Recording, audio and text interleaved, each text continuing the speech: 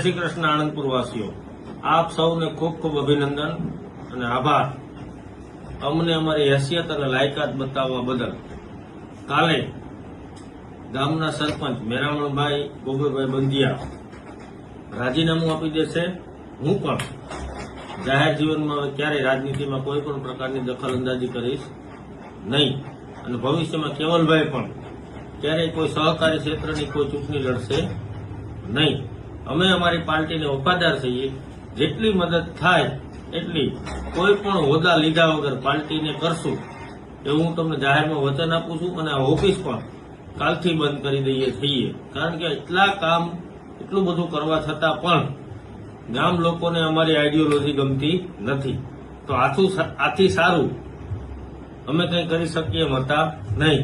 એટલે જાહેર જીવનમાંથી અમે નકામા છીએ, અમારાથી કોઈ પ્રકારના કામ થતા નથી।